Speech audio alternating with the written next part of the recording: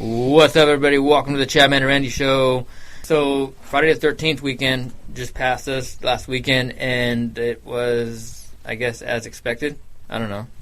Shootings, nonsense, and everything else. Bakersfield. It's been going nuts, man. So, in case you guys haven't noticed, if you've been living under a rock, the crime wave in Bakersfield, I guess it'd be considered a crime wave. What actually determines a actual crime wave, murder wave? Well, more than one's too many. So, and I mean, when it's coming on the news every night, shit's been happening quite often. And we thought we'd call in a guest who would know a thing or two about when you get in trouble, you call somebody to bail you out. And this particular person is also running for mayor of Bakersfield. Welcome, TJ Esposito, onto the Chadman and Randy Show. Thanks, guys. Thanks for having me. Thank you for coming on, man. Sure.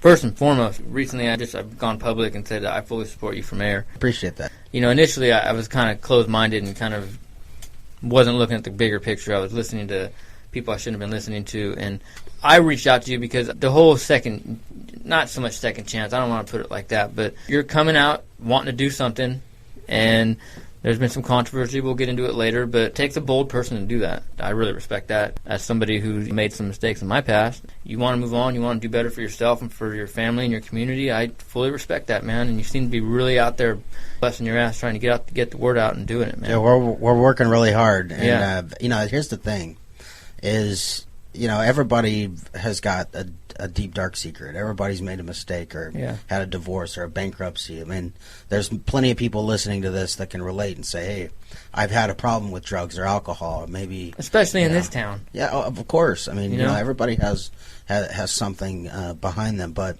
the most important thing is trying to get in front of those things and do them better. I mean, you look at our criminal justice system as a whole, it's set up for rehabilitation, for getting somebody when they commit a crime or they have a problem, helping them turn their life around and come back into society and do good for the community.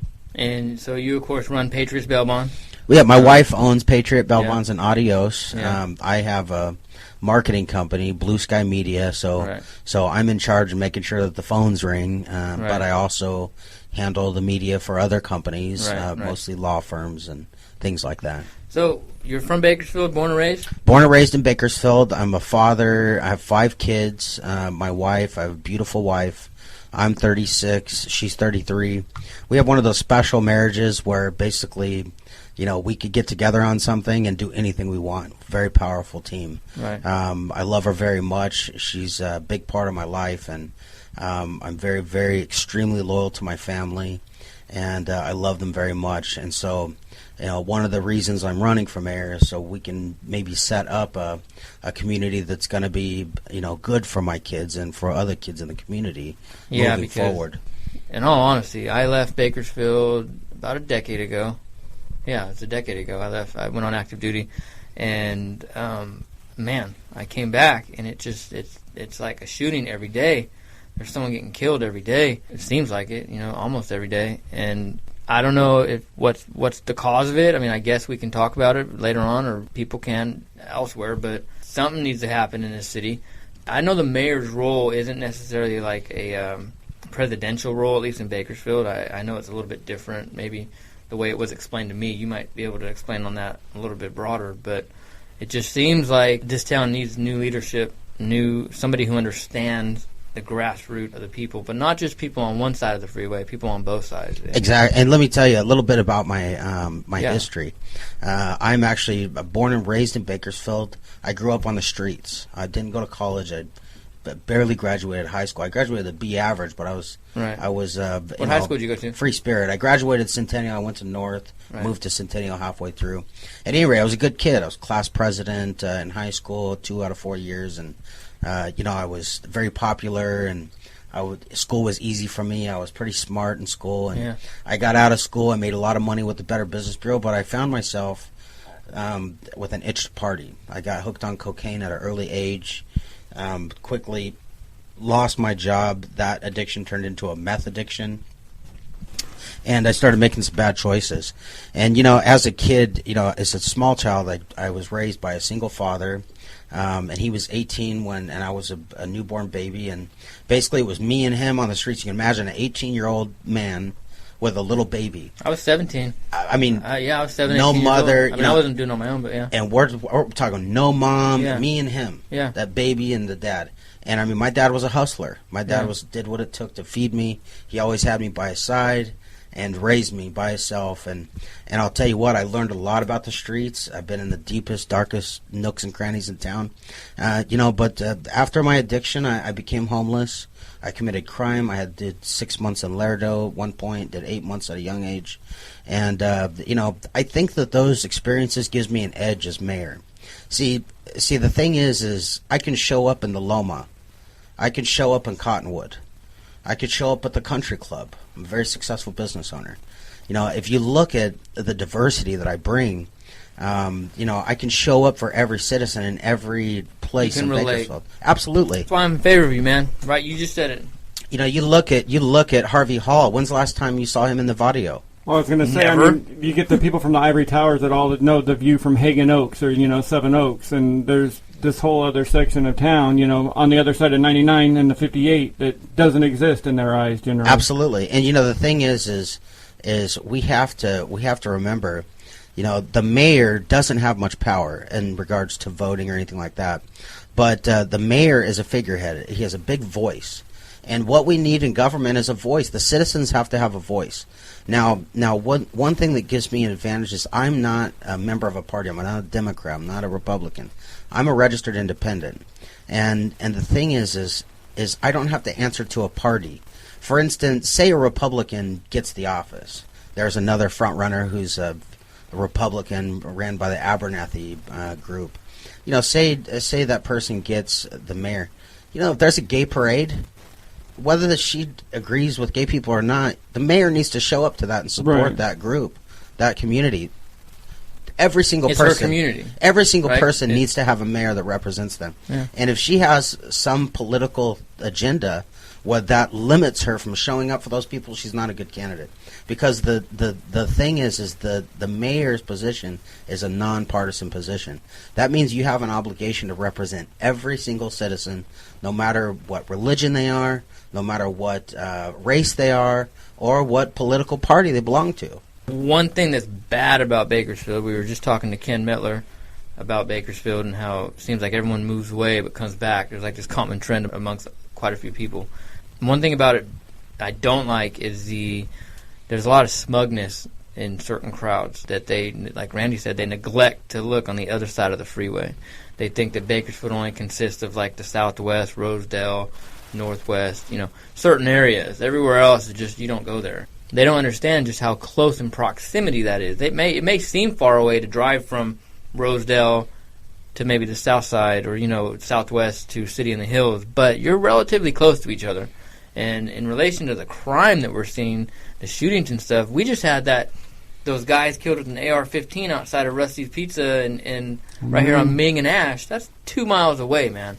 That's shit that I saw being deployed, man. That's a block away from my house, by the way. I understand. That's insane, yeah. So, I mean, Well, I mean, the Ridgeview shooting after the prom, that was 2 blocks away from my house, you know? So, I mean, that's, it's not just, in certain areas of town anymore. I mean, And I think if you're going to have somebody run for mayor and sit down with the law enforcement and the city council and city leadership, whether it be from NAACP or this group or that group or whoever it is that wants to come together and fix this problem, you do need a candidate that's going to actually relate and can say, you know what, I've seen this, I know this. Rather than have somebody who's going to like look down their nose at it. I respect that. I respect your honesty. Like I said, I didn't look at it like that at first, but really getting down to it, because I live here too. Sure. I got a baby boy. I got one more baby on the way. And this is a serious matter. I almost look at local government way more importantly than I do at national or state for the first time in my life, because what's going on here. It seems like crime and cockroaches seem to be going on in Bakersfield. Cockroaches are running amok. These things directly affect you in your everyday life. I mean, what the president does rarely affects you directly. I mean, he deals with national or international trade deals and these big politics, which really, so we don't really see that in our day-to-day life. But I'll tell you what, when the city council implements a new tax, or the county supervisors implement a new tax, you see that directly at the AM/PM.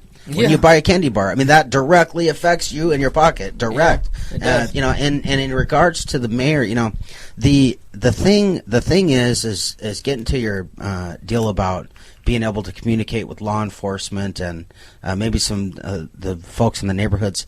So the mayor has to be the voice for the people, and that means that the mayor has to keep his or her ear to the ground. We have to be listening to our community, and I've met with the Silva folks. I've met with the Wendell Davis, the guys that are adopting these fatherless kids on the street and being a real mentor. There's other mentors in town, but I can tell you, these guys are right there with these kids, bringing them up, being a good role model, and those are the folks that we have to partner with on a government level and get down in the roots and directly work with our streets. Again, I don't know the last time I saw Harvey Hall in the Loma, but imagine how many people would be inspired to see the actual mayor down in their neighborhood, not just in Seven Oaks. I think you'd notice if you saw him with his fancy suits shining, like a star in the ghetto. Sure. Like I said, we were just talking to Ken Metler about this establishment, this way that politicians have begun to kind of just, they're so separated from the people. Absolutely. And that is really why we started this show. One of the main reasons is because you bring it back down. Bring everything back down. Bring everyone to the table and just, no one's different. Everyone puts their pants on the same. If you were to put all these people from all walks of life into a room and take the oxygen out the room, everyone's going to suffocate equally, man. No one's supernatural. No one's got these crazy powers. We're all human beings. And no matter how much money's in your account or where you live, you still have the same desires, the same feelings. And in Bakersfield, that has somehow lost its community. Chad, you got a lot of corruption. Yeah. I mean, if you look at the government officials, you got these career politicians, and you've got these staff members who are fat. They're really fat, and these guys make $250,000, $300,000, $400,000 a year. I mean, I don't know about you. I mean, I do pretty good. Me and my wife, we make a good living. Nowhere near $300,000 or even $200,000. We don't make that money, but we live a pretty good life. I mean, you don't need $300,000. Rich, which is not. What's that? Yeah, you don't need $300,000 a year to live in Bakersfield. When you can't get a budget, when you can't pass a budget in the council and everything else. Well, the thing, what they want to do is they don't want to look themselves in the mirror when there's a budget issue. They want to cut things like libraries. They want to cut things like libraries when, in all actuality, came in on polls as the most illiterate city in the country. They want to cut our libraries, but they don't want to take cuts themselves. They're taking these automatic $30,000 a year raises. That's a really good point. And they don't want to look at themselves in the mirror. They want to cut little services. Well, then you cut jobs, small jobs. Little guys. They want to cut the little guys. What was I just saying with Ken Miller? I said they don't want to look in the mirror. These people don't. It's like they're terrified to look in the mirror, and so they'd rather just look at everybody else. They cut these little services, which are so important. I mean, if anything, we should be empowering our libraries and expanding neighborhood book exchanges. Those little deals you see in neighborhoods with the books in them, and the old phone booths. You take a book and you put a book in. You don't see those in the hood. No. You don't see them. We need to be expanding those programs, giving those those less fortunate neighborhoods books and these little booths. And they're like, well, they'll get tagged up. So what if they get tagged? Put the books out. Put the freaking books out. Yeah, why does that matter what it looks like? Get the books out there. Get the books. We are the most illiterate city in the country. We're talking 360 million people, 19,000 cities in America. We are not second to last. The last for literacy. Be proud. Last on the list. That's him. And the most drunk at the same time. The drunkest. The most chlamydia infection. And by the way. You built Baltimore? Worst. Baltimore worst. Had it forever. Dead last. And by the way, did you know the guy in charge of the health department, we come in dead last for chlamydia infection? So you sleep with two people, you got a 1 in 2 chance of catching chlamydia, the clap, okay? So listen to this. The guy takes a $30,000 raise in February. The guy in charge of all that. In the city. The county official, the county health department official, he takes a $30,000 raise. It's about $30,000 in penicillin. A raise. He takes a raise. We're last in the country. I mean, I know in my company raises are earned. I don't know about automatic $30,000 raise. We're last in the country. That's insane. But, you know, and that's what we need is we need a citizen in government. We've got so many politicians and staff making all these wages. We've got to have a real citizen in government. And that's what I am, guys. I am not a politician. I'm not a Republican. I don't accept endorsements from, supervisors or, my endorsements are from the citizens. And I will accept those endorsements. But if it comes from a supervisor or an assemblyman or a congressman, I don't accept them because then you owe them something. You know what I'm saying? Oh, yeah. You get in there and you realize, oh, man, they did this for me. I better give back. We were talking about it like a sponsorship deal. Well, they really like me, you know. And then, yeah. No, they don't. Well, this guy gave me $5,000. I owe him a favor. Yeah. And that's the problem with government, citywide, statewide, national-wide. That's right. You can't get anything done because these favors that get called in and these lobbyists, and it's really disgusting because at the same time, you find yourself where Bakersfield is. Bakersfield looks nice in some areas, but then, we got the highest chlamydia rate. People are drunk. People like to drink and have sex. Yeah, they don't want to read. Chad, you guys check out my Facebook. I'm sure you've seen it. But we posted a post the other day. It was very interesting. I was talking about keeping your ear to the ground, listening to the citizens. We posted a local real estate agent made this video, a drone video, where it showed, he's a real estate man, so he's trying to sell these big homes and all this stuff. So he makes this video. We shared it on our Facebook. It went viral.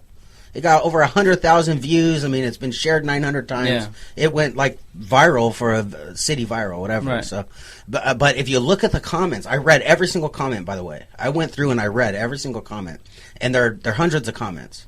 And the thing that I saw the most from the people was, "Hey, that's not my neighborhood. Right? That's Seven Oaks. I've never even seen that. So thinking about that, you know what it taught me listening to the people." Is we have to beautify some of those neighborhoods too. We've got to go in and beautify those neighborhoods. We've got a lot of corruption in the city. You look at the city manager, he's too powerful. The city manager is in charge of basically everything, the budget, everything.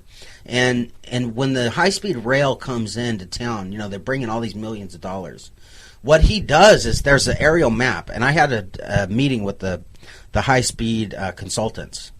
I'm doing a lot of research. Mm-hmm. I had them in my office. We had this roundtable meeting, like an hour-and-a-half meeting. We looked at the map, and they've totally blacked out the southeast and east side of Bakersfield. Around the station, the proposed station, they have an area that they give millions of dollars. Say, okay, here's the station.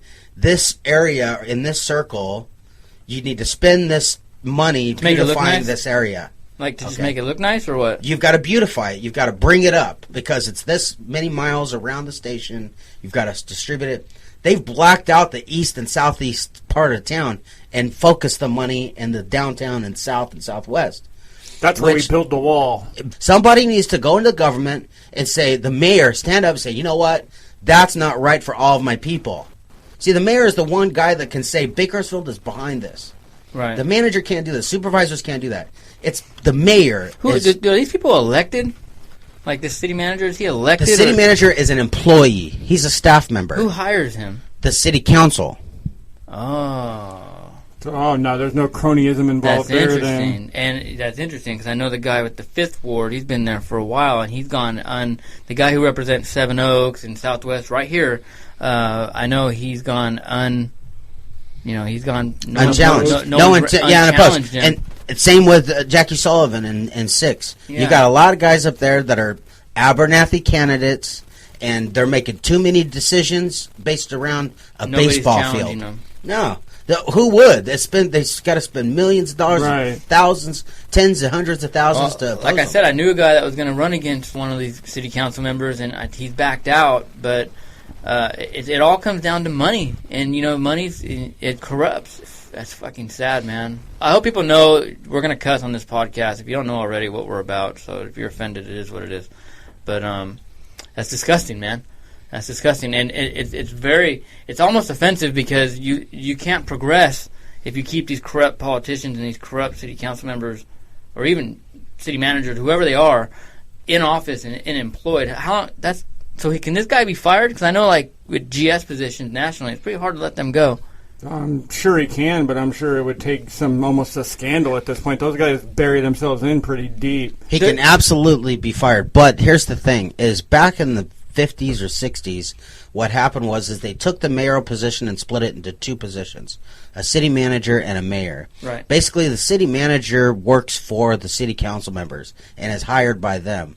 As long as they have their buddies on the city council, that manager's not going anywhere. Right. And he hasn't gone anywhere in 20 or 30 years. I don't know how long he's been, but so we're talking over 20 years he's been the city manager. Way too long.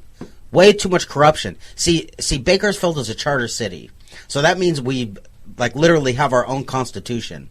Other cities are general law cities, so they pretty much line up with California state law. So having a charter city kind of opens the door to lots of corruption. So you've got this one guy, the city manager, Alan Tandy. You probably heard about him.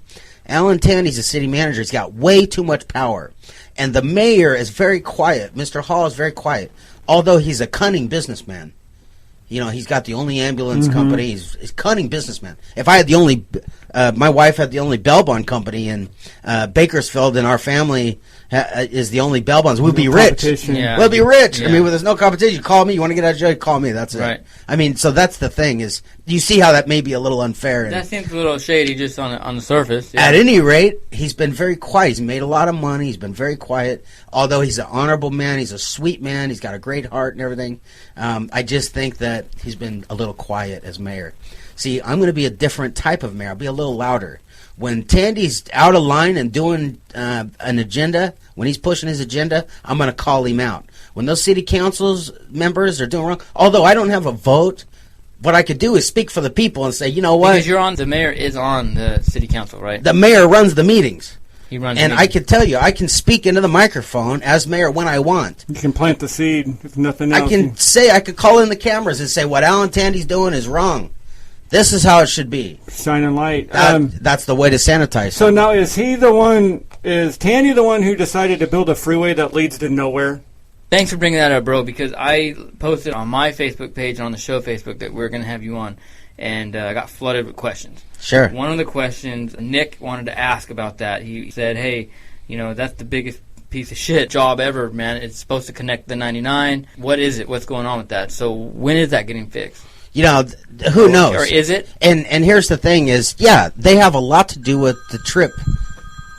It's all good, man. Sorry, that's my phone. I'm just happy it's you, not me. I thought I turned them off. My bad. No, it's all good. So the thing is that's the trip program. Who controls that? Thomas Rhodes, and a lot of it is the city. They get a budget from the state and the federal government, and it goes through the city. And I just went to the budget meeting. $500 million budget a year. Okay, a lot of it is roads, and you know who deals with that? Manager guy, Tandy. Well, I mean, now don't let me complain about this necessarily, because you were talking about stuff being unfair. My house we had built 10 years ago. My road out in front of our house and on our street has been paved 4 times in 10 years. Now, I'm pretty sure you can go to other parts of town where it hasn't been paved that often, if at all, in those 10 years. Oh yeah, you're right. You're right. And here's the thing. Is they have so much stuff is going on, so many sporadic projects. You've got the downtown Centennial Corridor, you've got the West Side Parkway, you've got all these things that are totally unfinished. You got Thomas Rhodes, you got all this money coming through the city government and being dispersed by Tandy and his little guys. He's got 2 or 3 guys that he works with. And I'm telling you, they ask a question, Tandy answers. I'm being honest with you. The guy is in charge of everything. He's too powerful. The one guy. He's the real kingpin. And nobody. And I'm telling you, people challenge him, and they get fired. They get blackballed. I mean, it's terrible. That's some game of cards or. Thrones. No, what's that? House of Cards. That's some House of Cards. Fucking that's corruption at its finest. It's true. What are they going to do to me, though, man? They're going to put me in jail. I know how to play pinochle. I've been there, no problem. What are they going to do? It's all upside for me. This dude gets to play Sim City for real. No doubt about it. But that sounds scary, though, in a lot of ways, man. Let's just put a word. To me, that's just like a scary thought, because you have this person who, until now, I've never heard the guy's name. You have this dude who's got all this power. That's right. And he's completely unheard of. That's like some mafioso shit, man. Like, what's his relationship with the police department? He's in charge of the police department. Right. So, I mean... He's the guy that hires the police chief. Wow. Okay, this guy is the single most powerful person in Bakersfield, and no one keeps him accountable. And no one even knows him. I know him, and I'm going to keep him accountable. I guarantee I'm not afraid of him. 99% of people in this town have no idea who this Well, guy I know is. the name, but face recognition. Who could point Chad, out of a Randy, lineup? you guys know, you know what it is, and you're a soldier, you're a vet. Mm-hmm. You know what it takes to protect our country. You got to get up, and you got to run forward, and you got to do what it takes to win the fight. PT belt, though, man. Okay, but listen, man, you've got to do this. These politicians, these guys that represent us, have to stand up. They have to look them in the eye, and they have to go right at them. And they're not doing that. And they're not. They're cowering down. Well, someone's got to ask why. Do we need soldiers that are cowards or that are heroes? We need soldiers that are strong. That's right. And you know what? We also need leaders and politicians that are strong. You know what? You said it best yourself. We need people protecting us that are strong, not weak. We have another guy, a local veteran, Sal. He goes to Cal State, and he wanted to ask in relation to jobs. And his question is, he says this might be out of his control, but one of your issues is that you want to address the job market in Bakersfield, which, you know, anybody who knows anybody that's been laid off in the oil fields or knows that someone looking for a job, it's not easy. So what are your plans? What's the deal going on with that? Well, so there's two parts to this answer. I have a plan for jobs and then a special thing for vets. So I'll get into the jobs first, okay? Now, the thing is we have to diversify our job market. We've had too much dependence on the top 3 employers in Kern County. Ag and oil. Oil, ag, and government. Mm-hmm. Everybody works for ag, oil, or government. Everybody else kind of services those industries. Right. Okay? Support. Now, you look at ag and oil and government, they're all vulnerable. Depending on the economy, they fluctuate up and down. And the thing is if one thing goes down, everybody's out of work at the same time. Yeah. It's terrible for our economy. So what we have to do is diversify. How are we going to do that? What we have to do is we have to look at 2021. We can't look at today. Bakersfield is really caught up in today. We've got to be looking in the future. If you look at 2021, you can do the research yourself. You see what jobs are going to be relevant in 2021. We need to start right now and bring those in. And we're talking healthcare. We're talking technology. We're talking veterinary. Okay? Green energy. These are some industries that we're very light on that we could bring more in and maybe open up some new training and new jobs in data security,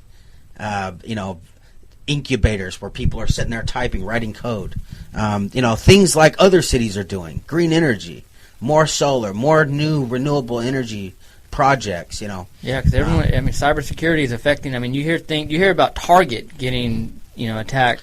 It's going to be huge, brother, and you look at 2021, I'm telling you, veterinary, healthcare, technology, green energy, those are the industries that we need to be bringing into Bakersfield, and it's going to open up new doors for the job market. We've got to get away from this dependence on these 3 industries, ag, oil, and green and government. Well, and with the high-speed rail coming in, commuting would be good, too. So then you're opening up everything where people could, commute out to other places with technology-based jobs, too. That's right. And, the thing is, I told the guys last night I went to this little event, and it was like walking into the Lion's Den. Totally different story, but I'm going table to table talking to these guys, and, I'm blowing their minds. Basically, little things that people are don't even think about. Like, for instance, we've got this big convention center. How do we get new green energy jobs in? How do we do that? We've got this big giant convention center, and I'm looking, I'm looking for like expos and big conventions that have to do with green energy. What a better place for a national green energy convention than Bakersfield. Yeah, that thing sits open. The Rabobank sits open 300 days a year. That's right. We got the worst air. We got dirty water. We got dirty. These engineers and scientists, these cutting edge, they're going to walk into Bakersfield and be like, oh my gosh, this is a perfect place to test my products. That's a good point. Okay, yeah. So we bring in these cutting edge engineers. We have this nice convention, and by the way, we're 2 hours from LA, 2 hours from Fresno, 2 hours. Everybody drive in, meet here, do the convention. Even high speed rail come in, and we have this big convention once a year, a national green energy convention expo. Why not? We just have it. We do it. That's a good idea. And it's going to bring in, number one, economy the weekend of the convention. Hotels will be full. All these people will be here. And we're going to put our eyes on the newest cutting-edge things so we can implement it in our city.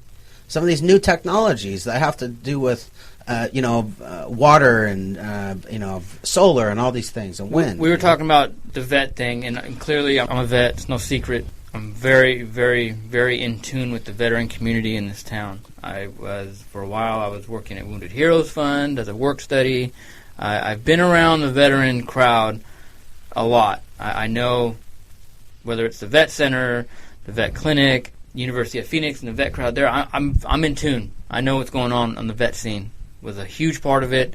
I've since kind of cut my ties from all that so I can focus on other things. But one thing that I see as a problem, and I don't know if this is so much of the city issue, if the mayor has any issue on it or any influence on it, is that Bakersfield needs a VA hospital, not a VA clinic. The VA clinic here is getting a lot better. It was worse. There's still issues. There's always going to be issues.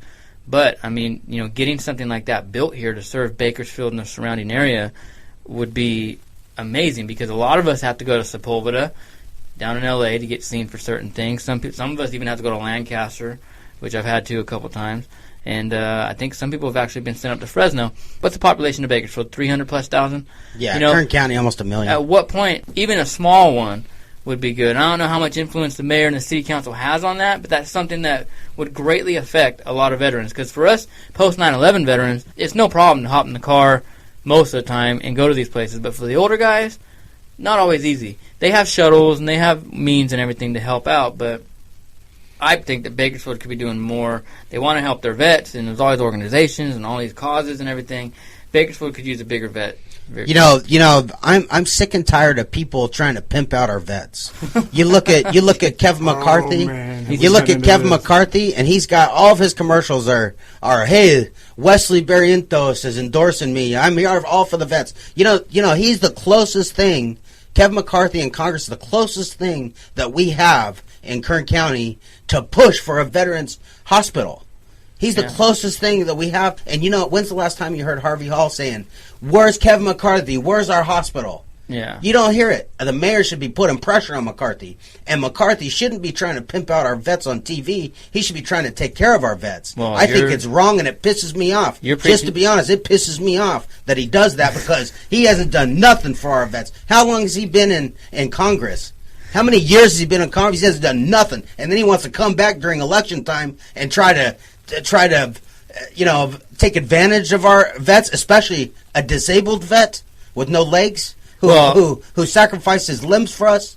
He wants to come in and try to do it. You're preaching the gospel, man. Well, let me tell you. I mean, this is one sensitive thing. Right? This is one sensitive thing, Chad. I'm the black sheep of the veteran community in Bakersfield. This is the one sensitive thing that I'll call that congressman out. I don't have to answer that. He's not my daddy like he is some of these other politicians. He's not daddy to me. I'll call him out. When it comes to that, we just had this conversation with Ken. I'm actually happy to see somebody else as pissed off about it as me, because I was involved in that whole crowd, that whole veteran scene here in Bakersfield, and that's what it is. It's a veteran scene, and it's like the cool kid table. And don't think for a minute that was something that particular veteran didn't want to do, because he did. That they're all part of the same culture. I love a lot of these people. I regard Wesley as a brother of mine. He's a friend. We just see differently. I'm with you.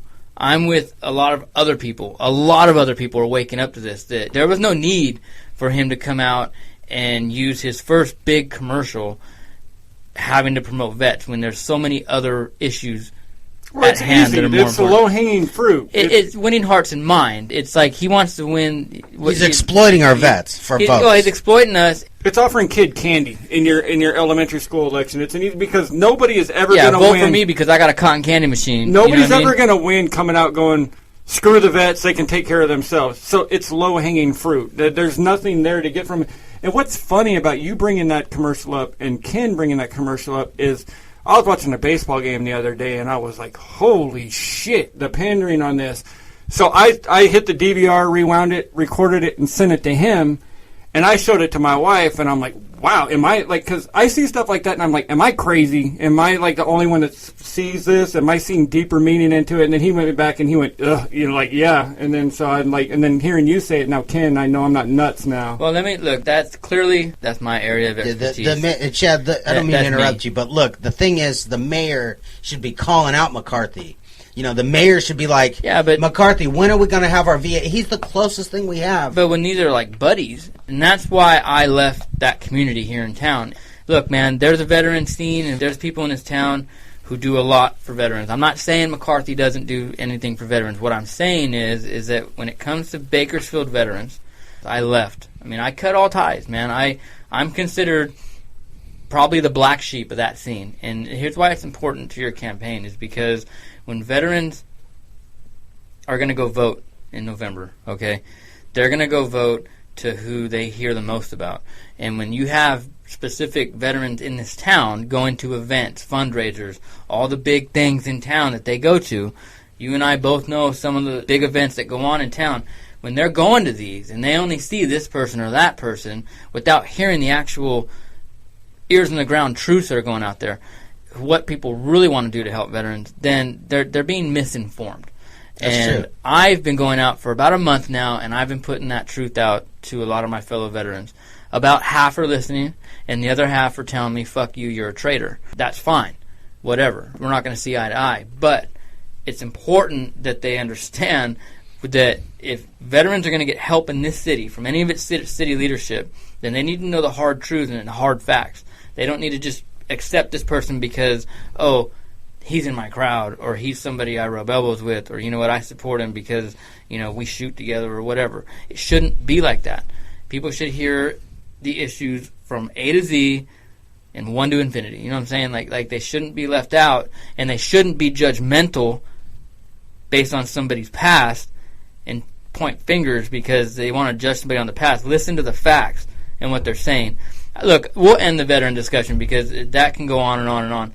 I don't want to take away from you, but when it comes to Bakersfield veterans in this town, sometimes a lot of them can be very narrow-minded, and that's unfortunate. I understand, but I'm going to do what I can to help you in regards to that. I think it's highly possible, and I think it's actually people are listening. I mean, I wouldn't have had the reaction I did when I posted that, and you know, nobody went on there and said anything bad. It was like legitimate questions, and I can ask more of them as we go along. But I can definitely help you with that because I think it's important that, you know, local veterans understand.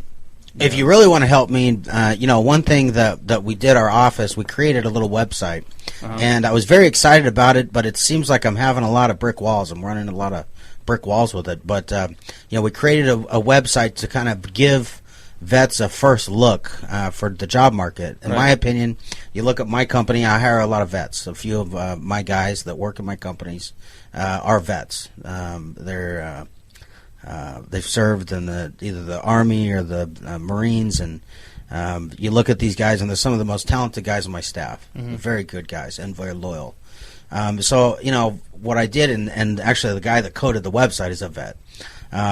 But it's called kernvetsforhire.com, and basically would allow for vets to go on and post their resumes, and for employers to give vets, when they're hiring, give vets a look first.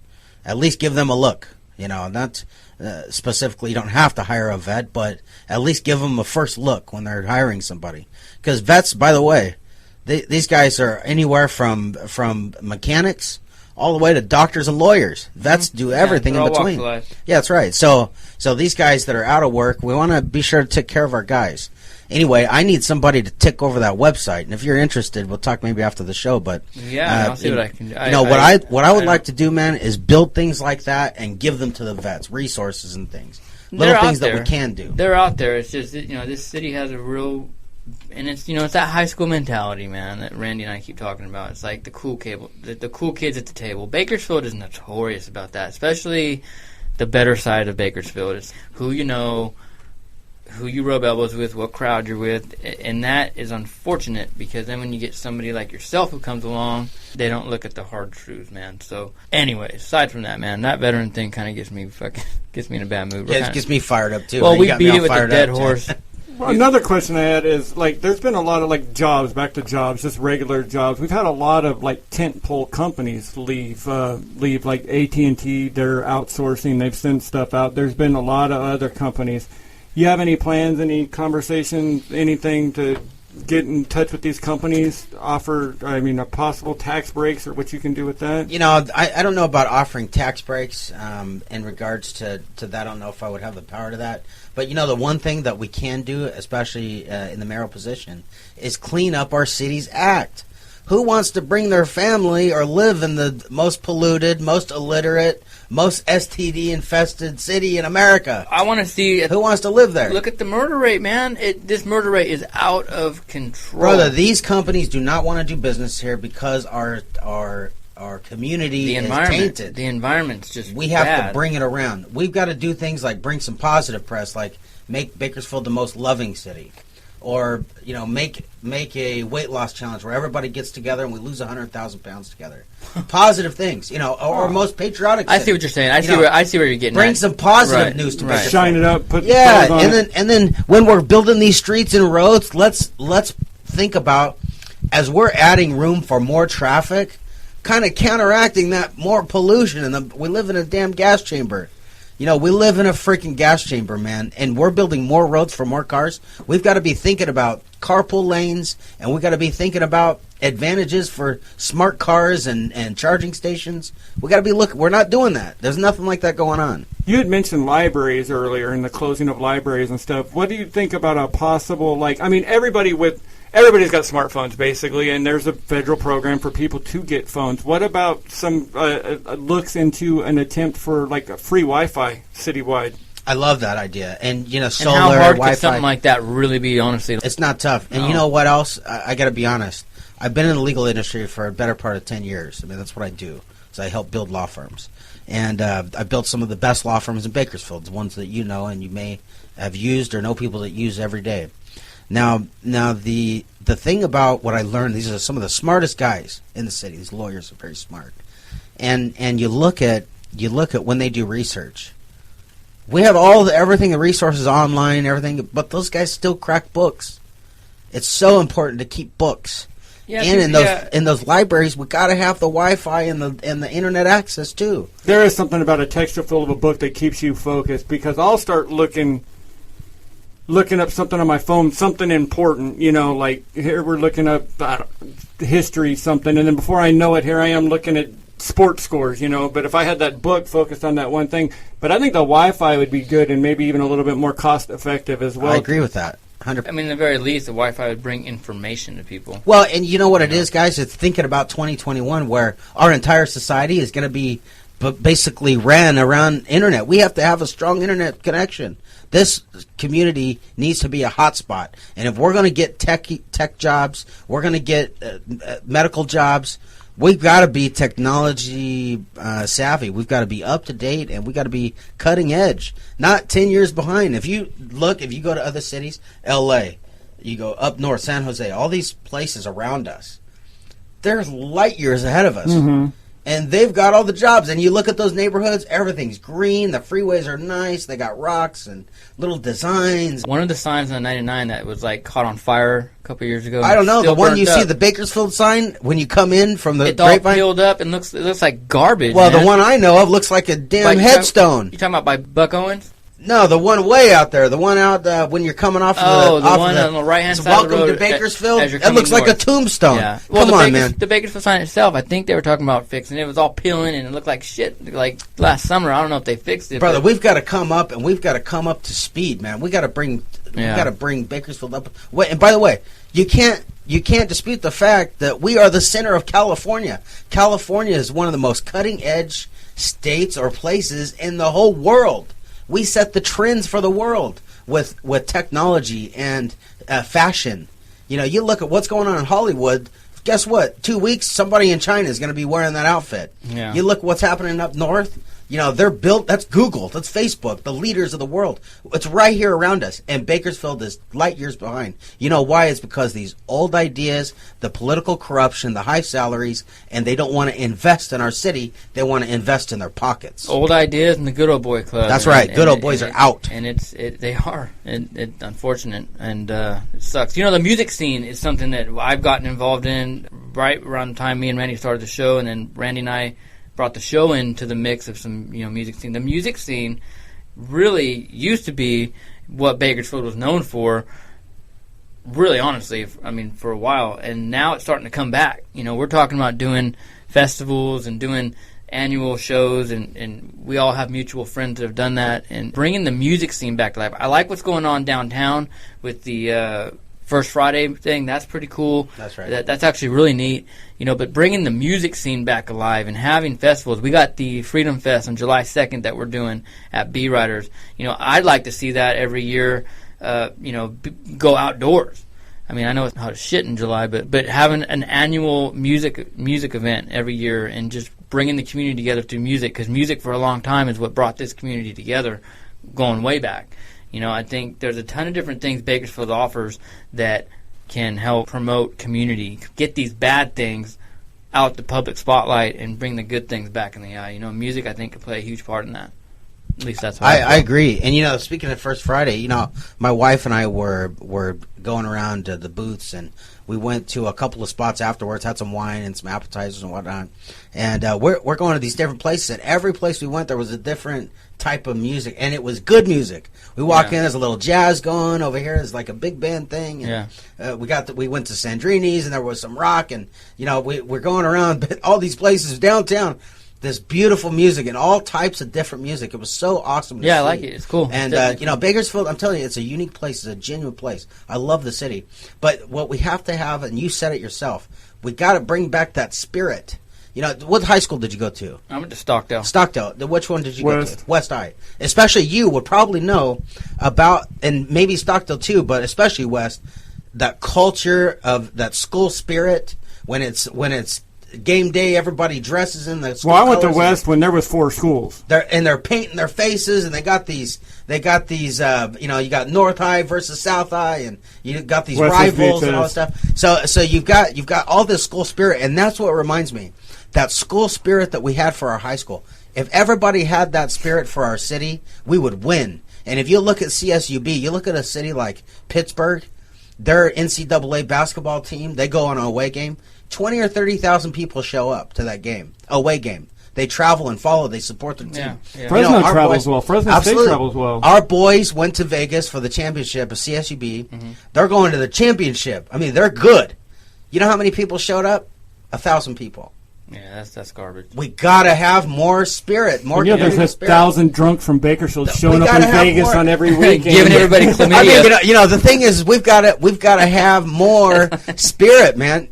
We got to bring more spirit into our community and get behind our teams and take pride in our city. And I'm telling you, you do that, you got a school like West High, you've got all this culture and all this pride.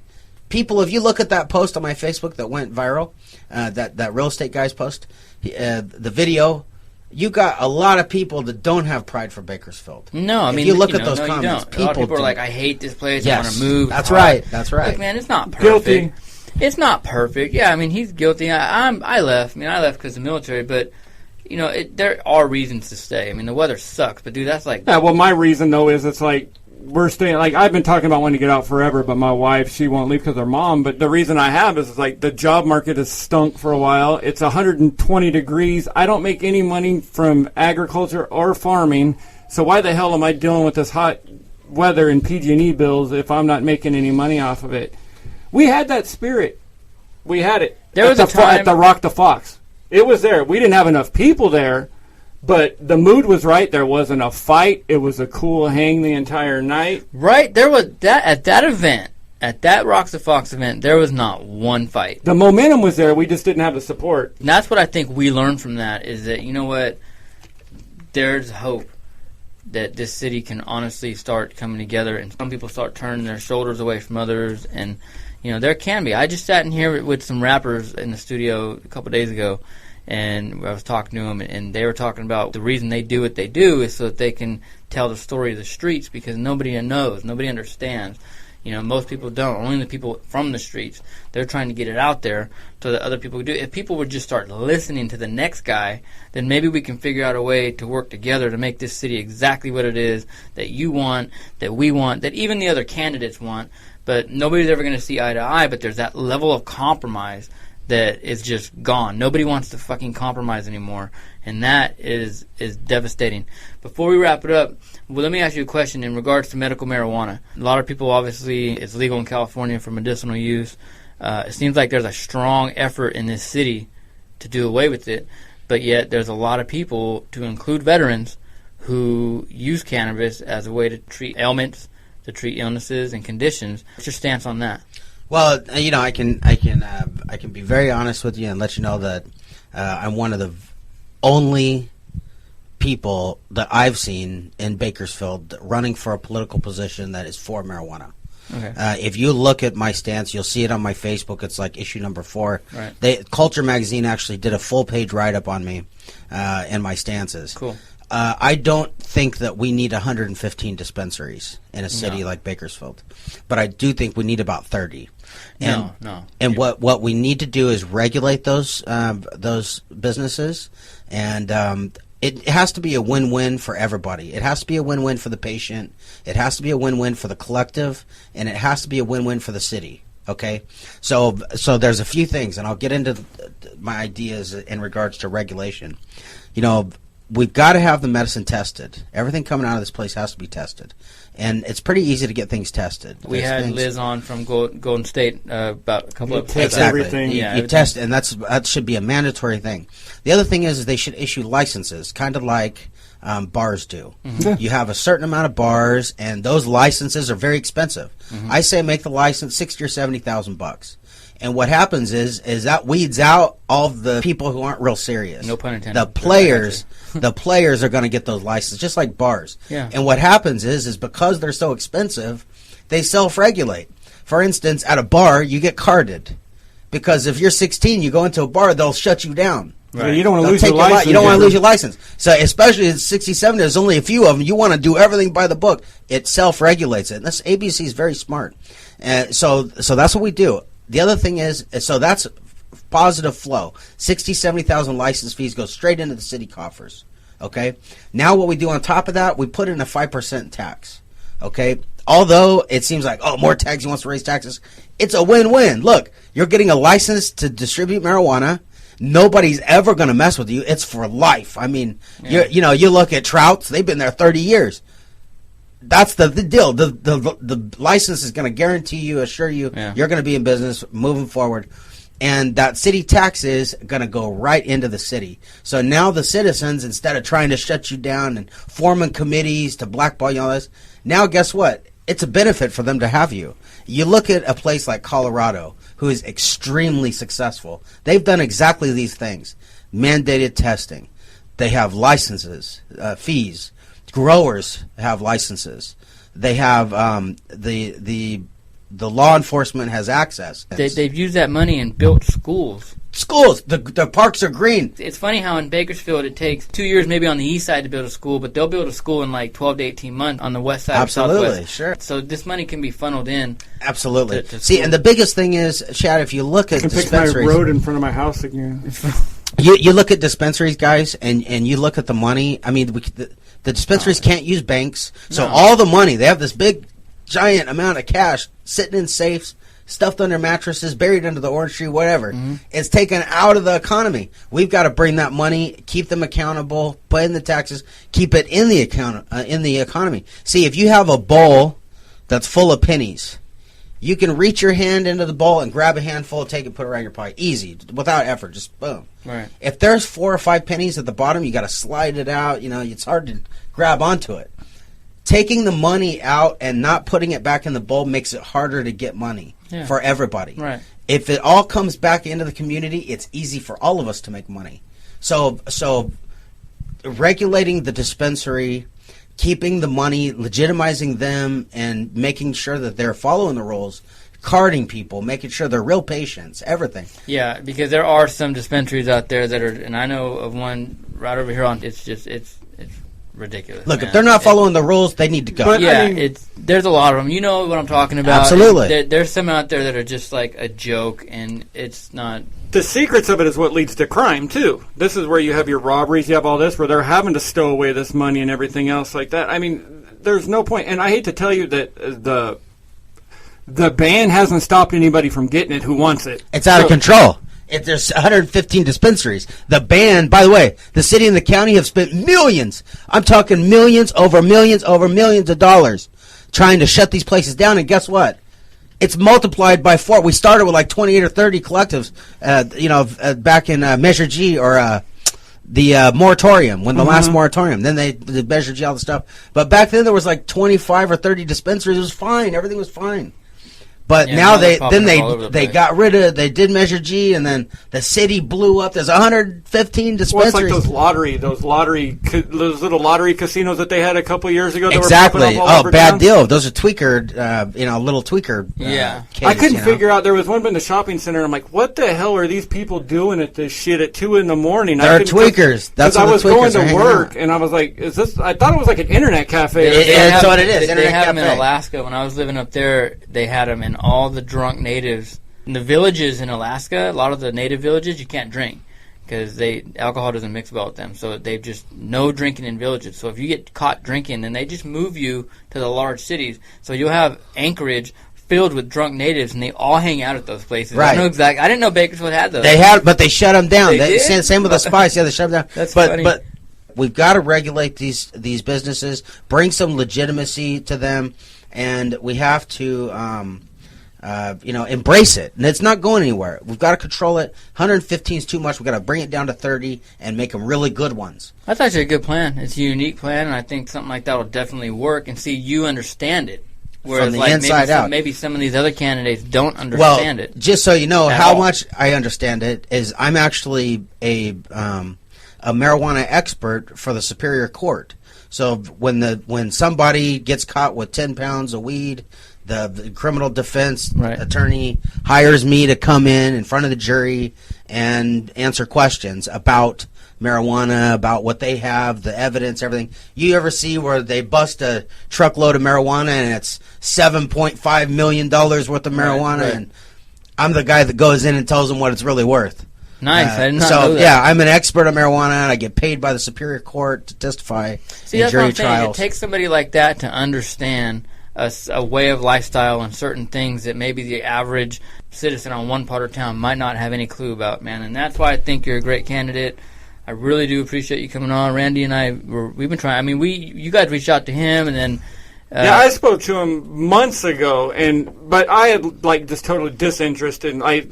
With politics, with the president and everything like that, I pulled out. It wasn't you personally. It wasn't the race in general. I was just enough of this shit, and I pulled out. And we had a discussion, a couple weeks ago, and said, all right, we need to get back in, have these people on. And it wasn't a slight to you. It was just in general. We were doing the Rock the Fox thing and then that, and we just pulled out. But I like where you're coming from as well, because I had always said that I had dabbled in whatever, we'll say substances or whatever, to say that my kids aren't going to be able to pull shit over on me. And that's where I kind of think that you're coming from with this, too, is that you have experience in this stuff and in certain things, so you know what you're coming from. That's right. And I want to real quick wrap it up, man. You gave a speech at Rocks the Fox, and I was really hard on you about that, man. I didn't know anything about you, and I was listening to other people throw their ignorance at me, and I just had this opinion formed to you. And so when I had heard that, it just really kind of set me off in the wrong way. But, actually sitting down and looking at these different candidates, and I went and I saw a video of you at Bear Mountain Sports and just started talking to Richard again about it. I'm all for you, because I think that's what this city needs. This city needs to stop separating itself based on, what side of town you live on, and just understand that, this isn't a big city. What's Bakersfield's widest at it? How wide is Bakersfield at its widest point? 10, 12 miles? Yeah. That's not far, man. We need to come together as a community, and I think it takes a special kind of individual to do that, man. So thanks, man. Thank you for coming on. And to end, I appreciate you forming your own opinion, and I think it's important that people know, although politics does get irritating and overwhelming during political season, it's very important to be educated on the candidates. I was still watching. Don't think I wasn't watching. Because, by the way, it affects us all. Who you vote for affects us all. And form your own decision, just like Chad did. Don't listen to your buddies. You look at the candidates, and whether it's me or somebody else, vote for who you believe in. It's so register important to vote, man. That's your right. vote count. If you guys listen to the last episode with Ken Mettler, you gotta register, man. For all you people out there who think that your vote don't count and you're like, fuck it, it's all corrupt, your vote count. We the people The United Especially States. local, when you're getting at most a third of the population voting. I mean, you can really, knock it out. We the people. I inked it on my body. I wear the hat. It's because it means something. Together we can make change. Together we can make this country, this city, a better place, man. So, TJ, thank you for coming on. Sure, I really Thanks appreciate it. Guys. You're always welcome here. Thank you. If there's anything you want to push out, or if you want us to come support you at an event, or whatever you need from the Chadman and Randy Show, you got it, man. Right on, man. Thank you, guys. Appreciate it, all right? This is the Chadman and Randy Show. Out.